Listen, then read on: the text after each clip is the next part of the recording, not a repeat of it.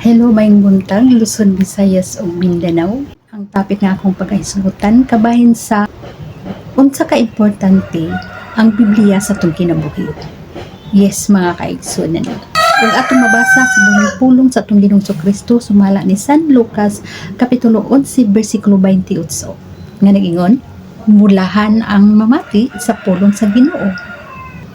O nagbasa o nagtuman sa pagtulon ani. Yes, mga kaigsunan, sa dihang wala ako kabasa sa Biblia, mga kaigsunan, dagan sa kong kinabuhi puro mga problema. Kinadaghanan kay kong pangutana sa kong kaugalingon nga bisan ako wala ko kahibaw ug unsay tubag sa maong mga pangutana, mga kaigsunan.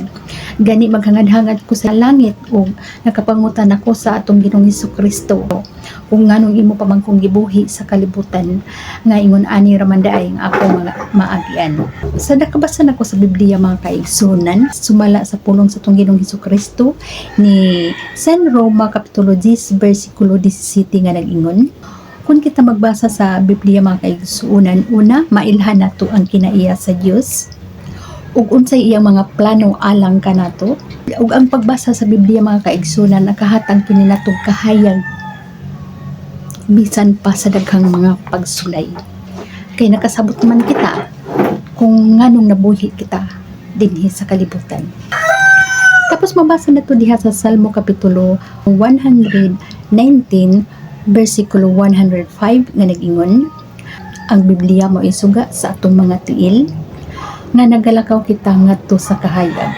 Is tinuod yun mga kaigsunan. Kay ang Biblia, mga kaigsunan, makahatag yun og kahayag.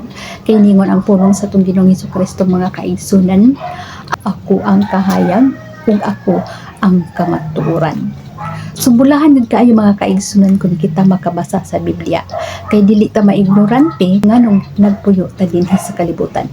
Ikaduha, mahibaw-an nato kung unsa ang kinaiya sa yawa kung giunsa ta niya paglit-ag. Busa kinalamian kayo ang pagbasa sa Biblia, mga kaigsunan. Ug atong mabasa diha sa Hebreo kapitulo 4 bersikulo 12 nga nagingon, makatabang kini sa mga tawo nga kita mapabiling mapaubsanon bisan pa sa kadaghan natong mga pagsulay. Yes, mga kaigsunan. Sa dihang nakabasa nako sa Biblia, mga kaigsunan, bisan unsa pa ang mga pagsuway sa kong kinabuhi, nagpabilin kong mapaubsanon. Sa dihang ako nang gidawat sa kong kasing-kasing atong Ginoong Kristo, mga kaigsunan, bisan unsa pa nga klase nga pagsuway nga akong naagian sa akong agianan, dili na nako ipanumbaling hinuon. Pagpabilin kong mapaubsanon kay bisan unsa nga klase nga pagsulay, mga kaigsunan, litag ka na sa yawa. Busa dili ko gusto nga akong kasing-kasing masudlan sa dautan nga espiritu, kay gusto ko nga ang Ginoo lamang mo'y naa sa kong kasing-kasing ug una-una. Busa dili ko magpaapekto kung doon na may mga problema sa kong kinabuhi. Ingon ana, mga kaigsunan, nga kung kita magbasa sa Biblia, aduna natay kaalam kung unsaon nato pag-adyas ang atong kaugalingon ug unsaon nato pag una-una nga kini siya litag ni siya sa yawa, kini siya pagtulon ani siya sa Ginoo. Busa nindot kayo ang kung kita magbasa sa Biblia, mga kaigsunan, kay mabatunan gyud nato ang kahayag sa atong kinabuhi ug ang balang espiritu magiya kanato kung unsaon nato nga magpabilin kitang mapaubsanon bisan sa nagkalain-lain nga mga pagsuway, mga kaigsunan.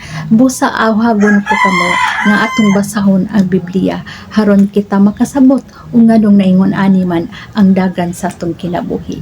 Kay kinanitutan gid kayo ang pulong, kay ang pulong sa Ginoo, mga kaigsunan, atong mabasa diha sa Juan 1:1 nga ang pulong mao ang Dios ug ang pulong Dios. Busa dili kita magpanuko sa pagduol o sa pagbasa sa buhing pulong sa atong Ginoong Kristo, kay daghan kay tag makatunan, daghan kayo tag ma-realize ang atong mga pangutana nga dugay rang wala ta kahibaw ug unsay tubag sa atong mga pangutana, mabasa ra gyud sa Biblia, mga kaigsunan.